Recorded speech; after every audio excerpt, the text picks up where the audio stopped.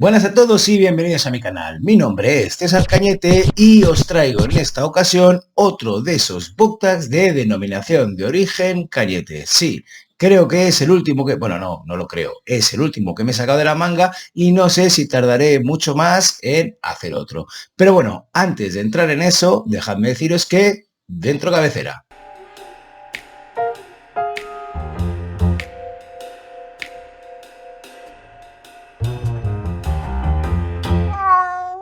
La idea para este book tag surgió en el momento en el que estaba haciendo justo otro book tag que tiene mucha relación con el que os traigo hoy y fue justo en este exacto momento.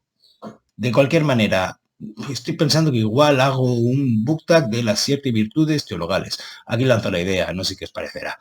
Pues sí, aquí lo tenéis, es el book tag de las 7 virtudes teologales, que para empezar os diré que teologales viene de teo y logos, es decir, de Dios y discurso, palabra e inteligencia, es decir, la palabra de Dios que viene y va hacia Dios. Son esas virtudes que salen de Él y que llegan a Él. Y no son para nada tan conocidas como lo son los 7 pecados capitales, ya sea porque culturalmente estamos mucho más influenciados por cosas como el cine, Seven mismo, ya sea porque los pecados son muchos más atractivos. No en vano hay una frase que me encanta y que de hecho escuché por primera vez en una iglesia que dice aquello de que se oyen mucho más los árboles que caen que los que crecen. Y en este caso, pues los pecados serían aquellos árboles que caen y las virtudes las que crecen. Pero para ilustrar un poco esto de las 7 virtudes teologales, que igual no las conocemos o no las conocen tanto o no se conocen tanto como los 7 pecados, se me ha ocurrido que os podría os podría mostrar uno de los recuerdos que tengo de mis clases de Historia del Arte en la universidad, que no es otro que el díptico de Piero della Francesca sobre los duques de Urbino, que vais a ver ahora en pantalla. Bien, y pensaréis que por qué os muestro este díptico de Piero della Francesca, que está fechado en 1472 y que es uno de los exponentes, Piero della Francesca, de la época del Renacimiento como pintor renacentista que empezó a meter en sus cuadros la perspectiva, etcétera, etcétera. No voy a meterme mucho en clases de arte, pero quiero que veáis este díptico porque lo que sobre todo me interesa es la parte de atrás, que ahora vamos a ello. Para empezar, tenemos en un lado, en el izquierdo, a Battista Sforza, que se había muerto hacía poquito, que era la mujer de Federico de Montefeltro, que es ese personaje de la derecha, que no penséis que está mal dibujado por Piero della Francesca.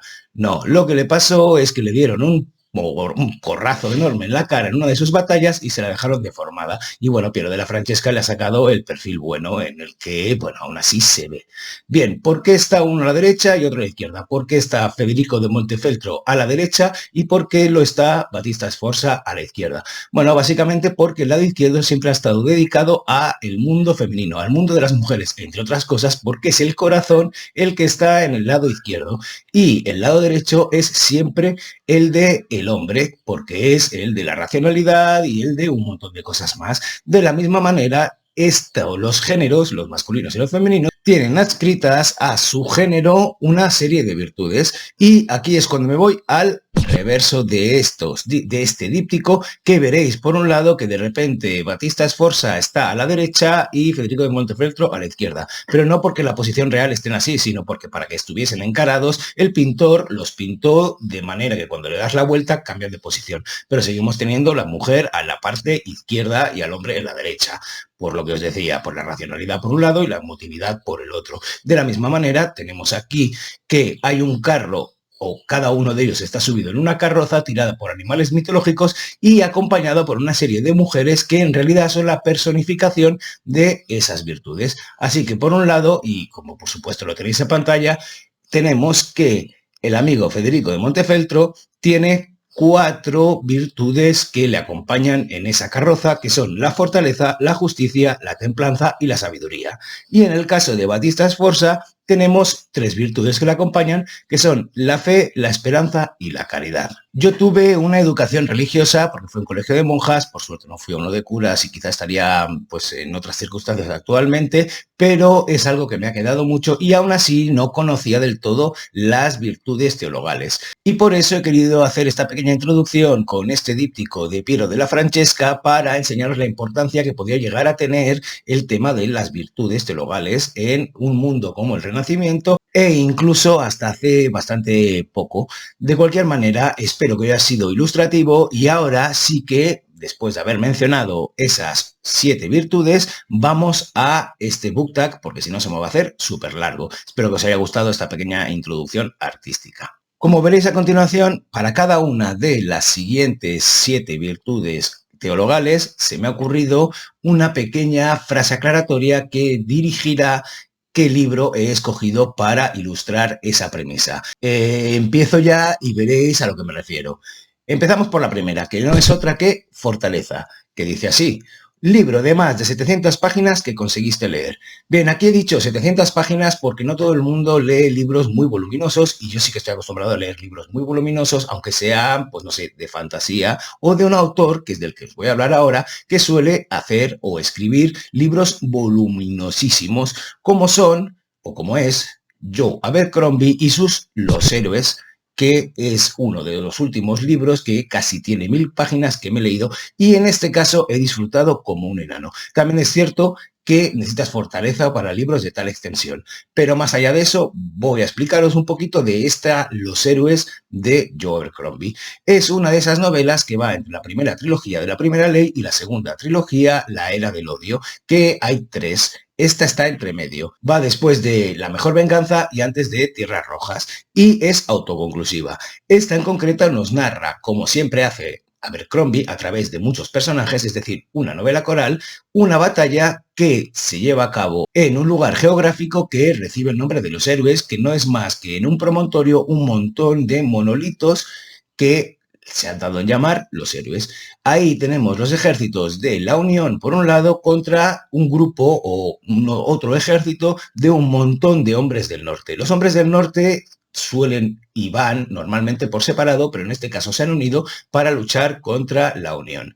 Aquí tenemos de nuevo un montón de personajes que, aunque hayan salido en la primera trilogía de manera tangencial, aquí se les desarrolla mucho más y lo hace de la manera que lo hace Abercrombie, que es con una profundidad psicológica brutal, llenos de luces y sombras y capaces de cualquier contradicción. Eso es algo que consigue plasmar súper bien Abercrombie y consigue que veas o te puedas sentir identificado con alguna de las facetas de estos personajes. Tenemos desde el aguerrido guerrero que no puede dejar de luchar hasta el joven que ha crecido con historias de su padre como grandísimo héroe y se caga por las patas abajo cuando llega a una batalla. También personajes femeninos inteligentes y fuertes puestos en situaciones completamente extremas en las que están a un pelo de sucumbir por culpa de ese mundo de hombres en el que se tienen que dirigir e intentar medrar. Por otro lado, tenemos también a un viejo guerrero que ya no sabe si va o viene, si va a sobrevivir a la próxima batalla o si va a poder salvar a quien tiene bajo su responsabilidad. Todo esto en una batalla de 3 días, de, por supuesto, la que no os diré el resultado, pero que gracias a la maestría del señor Abercrombie consigue que no puedas dejar de leer incluso en batallas súper largas o escenas de acción que están súper bien descritas y que consiguen transmitirte toda esa acción, toda esa pesadumbre, todo ese cansancio, todo lo asqueroso y todo lo heroico que puede tener la guerra. Es decir, es una novela de fantasía épica oscura maravilloso. Os lo recomiendo muchísimo porque de verdad Abercrombie es un autor que no pasa desapercibido, eso está claro, pero que no creo que tenga el eco que debería de tener por lo bueno que es. En fin, vamos a por la siguiente premisa, que no es otra que la virtud justicia. Y aquí digo un libro cuya extensión, trama y personajes se ajustan a la perfección. Se ajustan, no está pensado, no es accidental.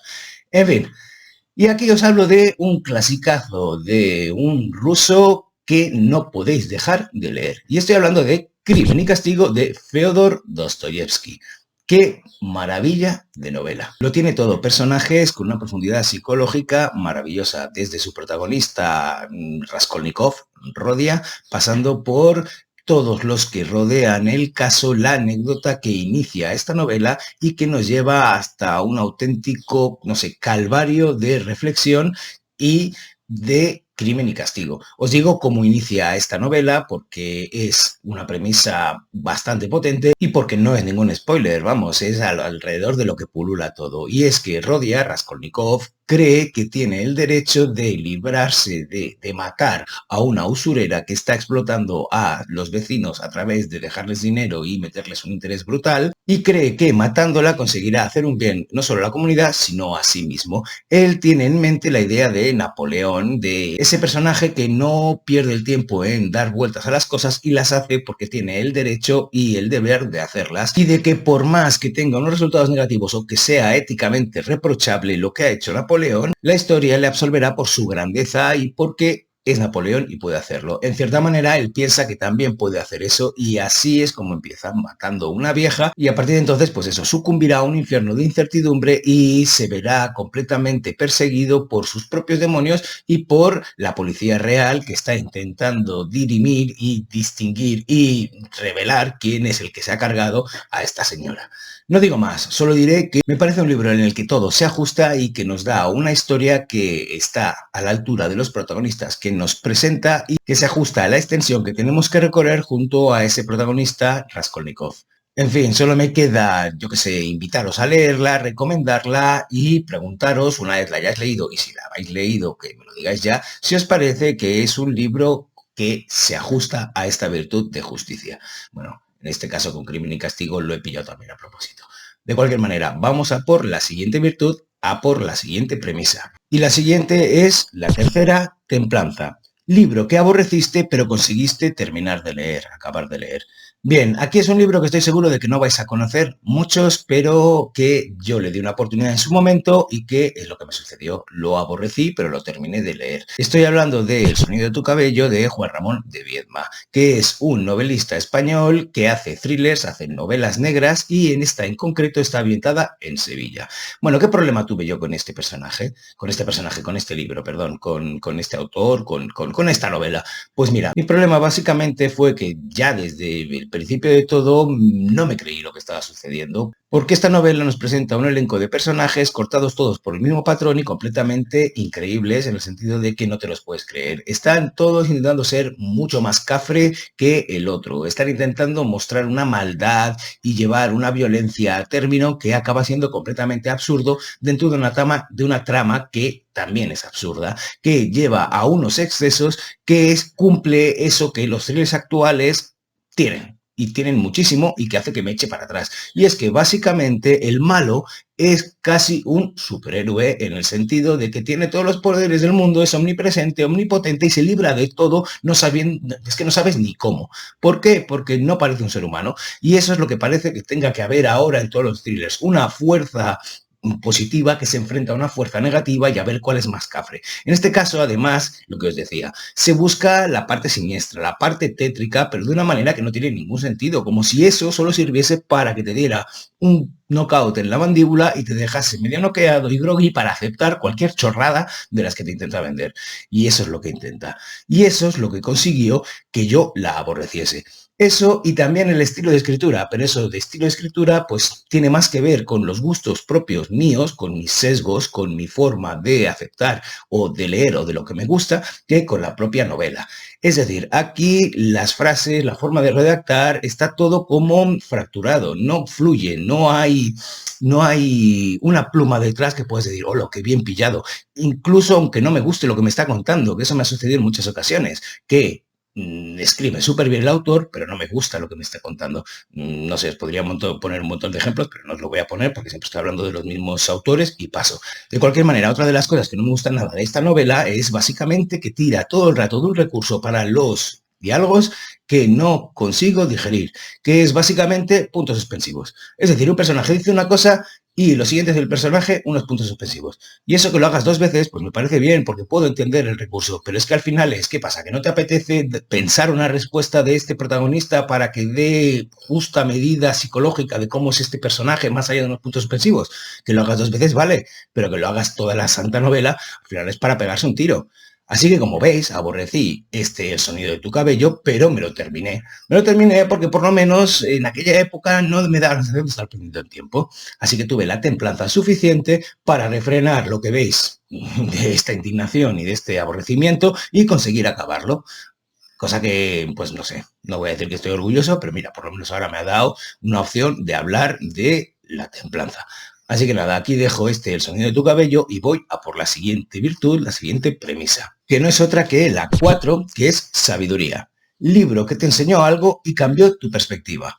Bien, esto me está pasando en los últimos años cuando me voy a libros de no ficción y descubro cosas que antes daba por sentadas y que no son como eran cuando me las enseñaron en su momento. Y me pasa sobre todo con libros de no ficción de historia y sobre todo con un autor que me encanta que se llama Julián Casanovas y que me sucedió con el libro del que os voy a hablar, que es Una violencia indómita, que es un repaso del siglo XX. Ya veréis la portada. Ya he hablado de este libro alguna vez porque me parece un imprescindible, ya que nos cuenta desde una perspectiva que no se ha tenido tan en cuenta como, o por lo menos que en lo que yo he estudiado no se ha tenido tan en cuenta como el relato oficial, y él, Julián Casanova, nos cuenta con datos y desarrollando sus tesis cómo ha sido ese siglo XX corto, que va desde la Revolución Francesa hasta la caída del muro, si no recuerdo mal, en el que la violencia ha sido un elemento indispensable para doblegar al enemigo y se ha utilizado mucho más que en otras ocasiones porque se ha desarrollado, mucho más que en otras ocasiones me refiero a que, por ejemplo, durante el Holocausto se utilizó la violencia como un método para aniquilar a toda una raza,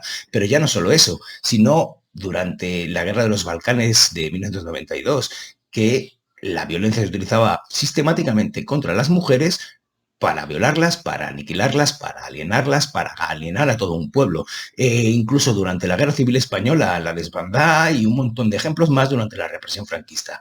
Bien, todos estos ejemplos yo no los tenía presentes. No, sí que sabía, por supuesto, que cualquier guerra engendra violencia, pero no que la violencia se había utilizado de una manera indómita, como dice el título de este libro, y que había sido y había tenido un lugar preponderante durante el siglo XX. Esto me dio una perspectiva diferente y me abrió un horizonte para leer la realidad que tenemos ahora de una manera o con unas pautas o con unos elementos y unas herramientas con las que antes no disponía o no tenía en cuenta, que eso es lo maravilloso de tomar conciencia de las cosas. Es decir, ver las cosas o intentar verlas con una medida o en una justa medida que antes no tenías. Y esto me lo ha brindado la sabiduría de este profesor universitario, de este historiador, de Julián Casanova, con su Una violencia indómita. Un libro que, por supuesto, os recomiendo muchísimo y que es una maravilla. Y con eso termino esta cuarta virtud, que si hasta ahora eran las virtudes del amigo Federico de Montefeltro, el duque de Urbino, es decir, las típicas virtudes masculinas, vamos a empezar con las femeninas, que sería esta quinta, que es la fe. Libro que crees que leerás algún día a pesar de lo mucho que te impone.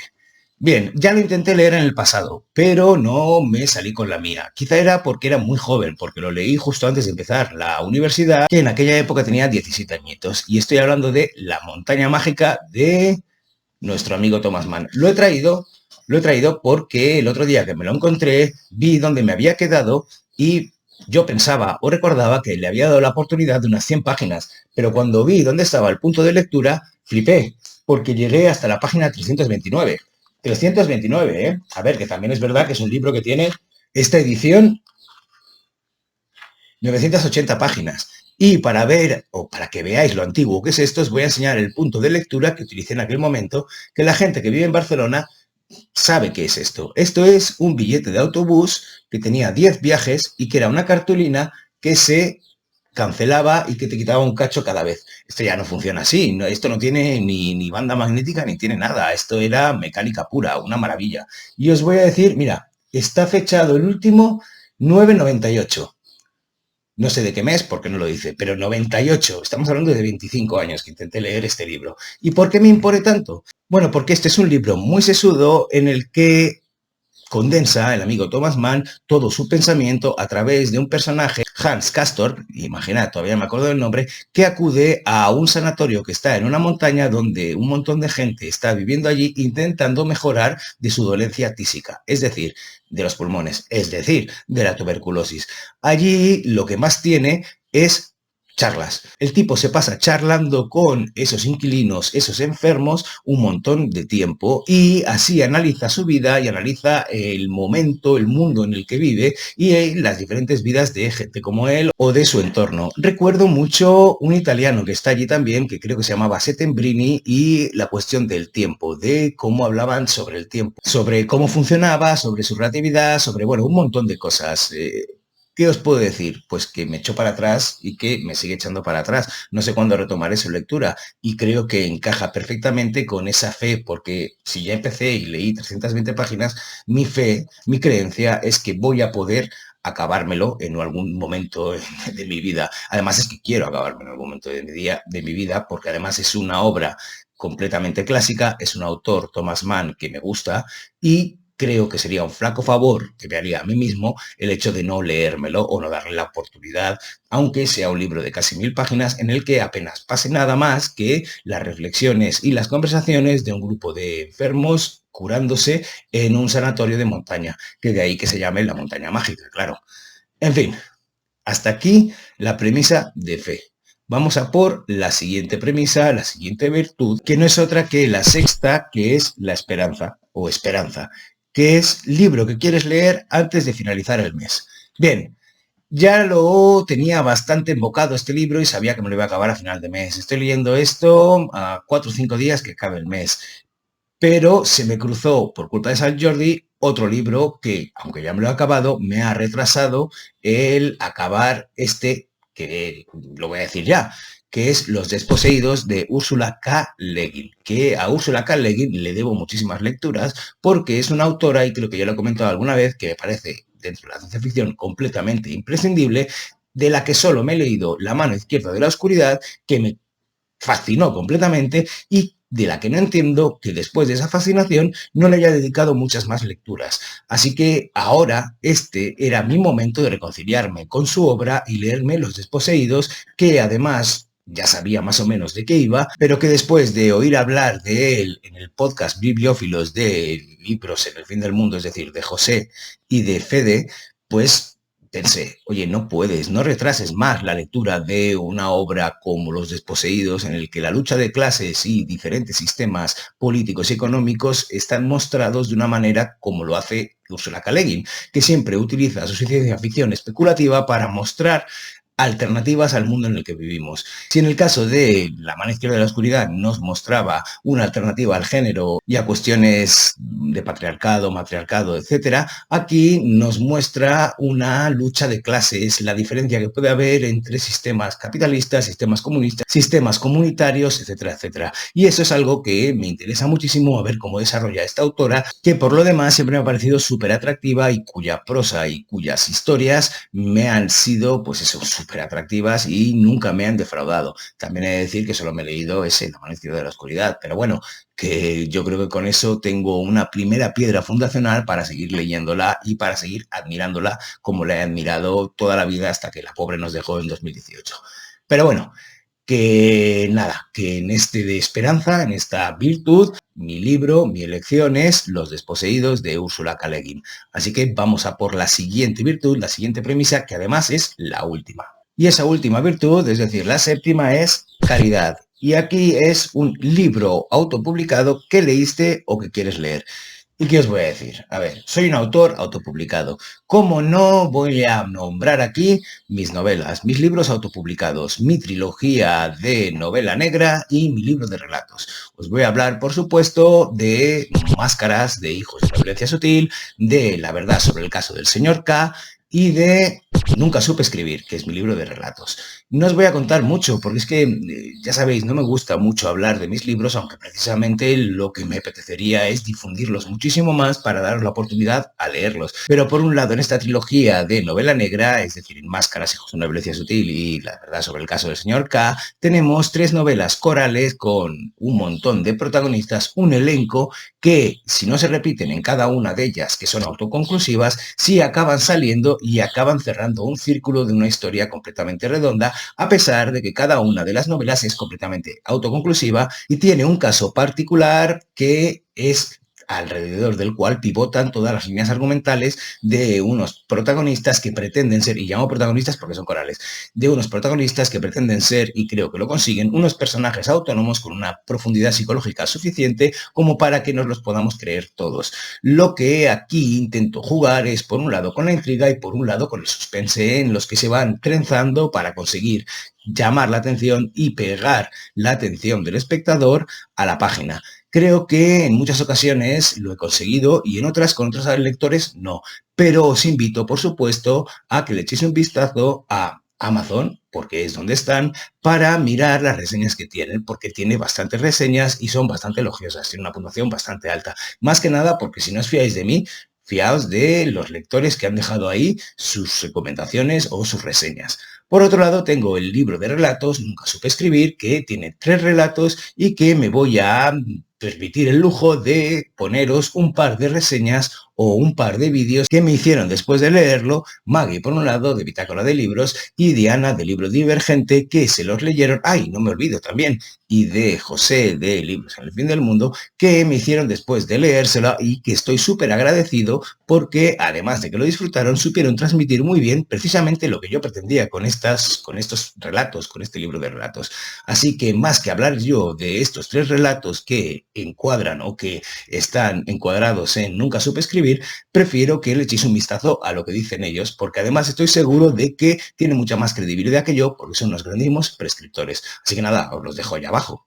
Bueno, y con esto llegamos al final de este book tag denominación de origen Cañete de las 7 virtudes teologales. Espero que os haya gustado, pero no voy a perder la ocasión, como he hecho en otras ocasiones, de nominar a un montón de mis colegas booktubers que estoy seguro de que estarán encantados de hacer este book tag y si no, oye, los desafío desde aquí, les tiro el guante, espero que lo recojan.